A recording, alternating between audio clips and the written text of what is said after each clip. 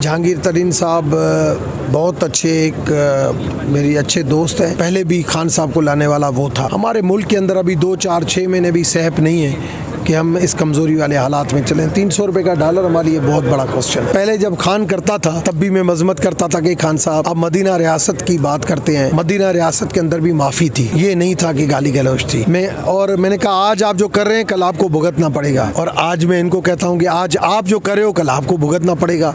कल नई पार्टी अमल में लाई गई है। जहांगीर तरीन साहब ने प्रेस कॉन्फ्रेंस की, क्या कहेंगे उस नई पार्टी के बारे में?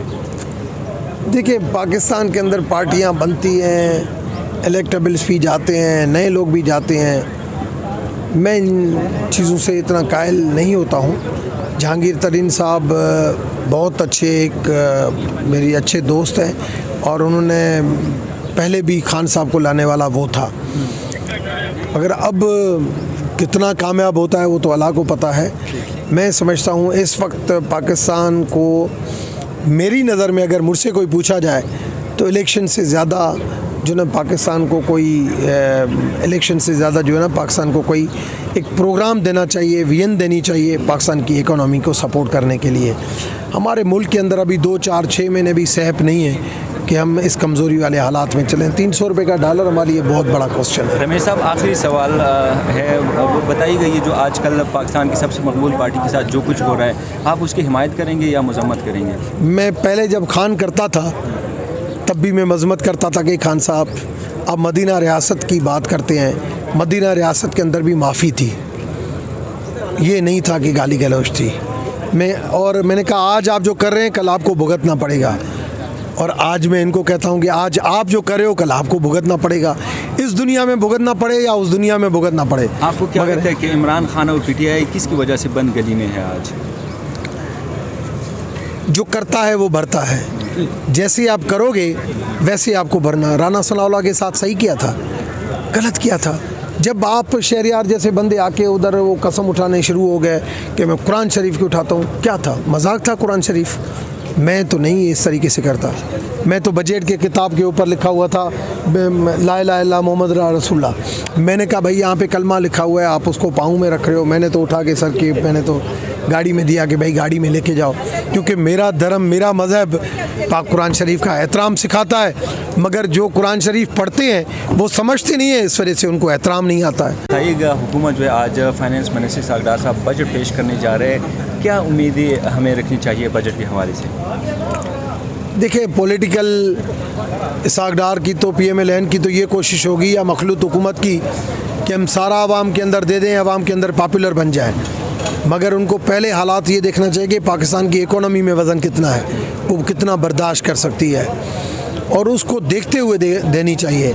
आज अगर यहाँ पे एहतजाज अच्छा किसी पॉलिटिकल पार्टी को नहीं लगता है, मगर आज जो एहतजाज हो रहा है उसके लिए उनको भी समझना चाहिए वो गवर्नमेंट का हिस्सा हैं, वो गवर्नमेंट के अंदर यहाँ पे मुलाजमीन हैं, काम कर रहे हैं। उनको भी सोचना चाहिए कि पाकिस्तान के इकोनॉमिकली हालात क्या हैं। उन सारी चीज़ों को देखते हुए जितनी लिमिट तक जा सकता है वहाँ पे गवर्नमेंट को जाना चाहिए, मगर पहले पाकिस्तान से। क्या समझते हैं इस बजट से अगर आवाम मुतमईन नहीं होती तो इलेक्शन में PDM के लिए मुश्किल नहीं हो जाएगी? देखिए, वो हर पॉलिटिकल पार्टी समझती है कि मैं पब्लिक पॉपुलर बनूं, मगर जो गवर्नमेंट को पाकिस्तान पॉपुलर बनना चाहिए पब्लिक पॉपुलर से ज़्यादा। इलेक्शन जीतने के लिए आप मुल्क की इकोनॉमी के ऊपर, आपके जेब में अगर 10,000 है और आप अपने एक्सपेंस को 12,000 पे रखेंगे तो ये अक्लमंदी तो नहीं है ना। रमेश साहब, इकॉनमी जो है, इन्फ्लेशन जो है वो इस वक्त पीक पर है। आप क्या समझते हैं कि इस इकनॉमिक जो वर्स्ट सिचुएशन है पाकिस्तान में, who is responsible for this? All political parties, all stakeholders. मैं समझता हूँ पाकिस्तान एक जन्नत का दवारा है। पाकिस्तान की जोग्राफ़ी बहुत कुछ पाकिस्तान को दे सकती है। आज तक पाकिस्तान को किसी ने टूरिज़म के ऊपर फोकस ही नहीं किया है। कम से कम हम 1-1 बिलियन के लिए IMF के पीछे भागते हैं। हम अगर सिर्फ इस टूरिज़म को ही आगे बढ़ाएं तो बिलियंस ऑफ डॉलर भी कमा सकते हैं और मुल्क के इमेज को भी हम आगे बढ़ा सकते हैं। ऐसा भी बताएं कि इस बजट से आप मुतमिन हैं और क्या कमी रहेगी इस बजट में? देखिए, मैं समझता हूँ कि मेजर पॉलिसीज़ होनी चाहिए। इस वक्त हुकूमत की इकोनॉमी को चलाने के लिए सारे स्टेक होल्डर्स को मिड टर्म, शॉर्ट टर्म और लॉन्ग टर्म पॉलिसी देनी चाहिए।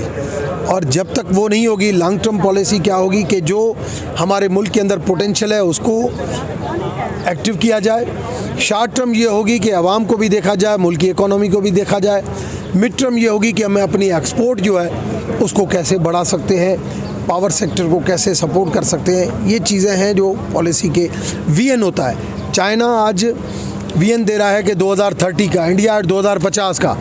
इंडिया कहता है मैं 2050 में सुपर पावर बनना चाहता हूँ, उसके लिए ये स्टेप है। चाइना कहता है मैं 2030 में सुपर पावर बनना चाहता हूँ, तो उसके लिए ये स्टेप्स हैं। ऐसे कम से कम हमें आज, मगर पाकिस्तान के अंदर तसलसल नहीं रहता। जो पॉलिटिकल गवर्नमेंट आती है दूसरी गवर्नमेंट की पॉलिसी को छोड़ देती है। तो तसलसल जब तक नहीं रहेगा तब तक पाकिस्तान की इकोनॉमी बेहतर नहीं जा सकेगी। इकॉनमी बेहतर करने के लिए आप नहीं समझते कि मुल्क में पॉलिटिकल स्टेबिलिटी बहुत लाजमी है? बहुत ज़रूरी है, इसमें कोई शक नहीं है। जब तक हमारी इंटरनल स्टेबिलिटी नहीं होगी तब तक हमारे बाहर इंटरनेशनल हमारा वेटेज नहीं बढ़ेगा। जब तक हमारा इंटरनेशनल वेटेज नहीं बढ़ेगा तब तक हमारी परफॉर्मेंस जो है वो हमेशा इन्फ्लुएंस के अंदर रहेगी। जो भी होगा, हमें बाहर से क्यों इन्फ्लुएंस आता है? क्योंकि हम अंदर से बिखरे हुए हैं। अगर अंदर से हम मजबूत हो तो हमें कोई इन्फ्लुएंस नहीं कर सकता।